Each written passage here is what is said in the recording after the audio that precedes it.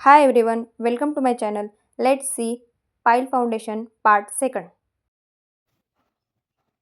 Ram Ram. Me engineer Akshay Patil, Ramraj group of constructions. मागचा जो video आहे तो आपण पाईल संदर्भात केलेला होता. तर हा व्हिडिओ असणार आहे आपला त्यानंतरच्या प्रोसिजरबद्दल. पाईलच्या प्रोसिजर नंतर या ठिकाणी आपण दोन्ही पाईलवर मिळून एक सिंगल पाईल कॅप घेत्या बघण्यासाठी. आणि पाईल कॅप ही जी आहे आपल्या रेग्युलर फुटिंग सारखीच दिसते.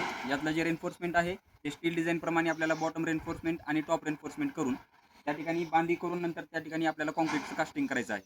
पाईल कॅपची जी लांबी आणि रुंदी आहे त्याची साईज आपल्या स्टील डिझाईनला दिलेली असतात. त्याचं रेन्फोर्समेंट आपल्याला स्टील डिझाईनला दिलेलं असतं. त्याची जी डेप्थ आहे ते देखील आपल्याला स्टील. हे बघा, या कॉलमकडे जर बघितलं तर दिसणार आहे आणि याच्या पलीकडून इकडल्या बाजूला एक पाईल असणार आहे. आणि सेंटरमध्येही आपण दोन्हीच्या सेंटरमध्ये आपण आपला कॉलम सेंटर लाईन प्रमाणे जे काही डिस्टन्स आहे त्या डिस्टन्सवर आपण हे कॉलम उभा करतो. तर ही सगळी माहिती झाली पाईल कॅपबद्दल. कॉलम उभा करताना आपल्याला लक्ष द्यायचं आहे की कॉलमचं जे टाईज जे बांधलेले आहेत आपण रिंग्स, ते बाकी ठिकाणी आपण बघतो जे काही स्टील डिझाईनला दिलेलं आहे 150 mm किंवा 6 इंचावर जे काही दिलेलं आहे. पण कॉलमचं जर बघायला गेलं तर फाउंडेशन जो एरिया असतो तो कन्फायनिंग झोन एरिया असतो.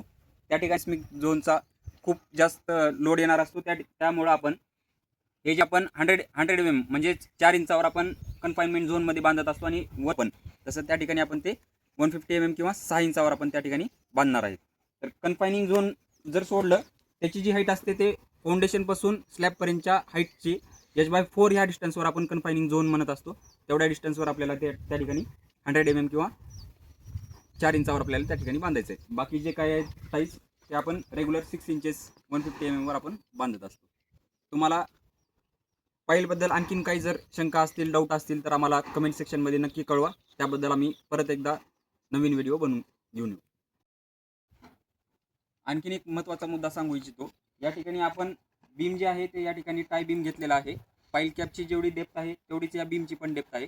तर हा बीम आपण का घेत असतो, जे आपले पाईल्स गेलेले असतात ते 13-14 फूट जेवढं आपल्याला हार्ड स्टार्टर लागणार आहे त्या डेप्थपर्यंत आपण पाईल्स घेत असतो.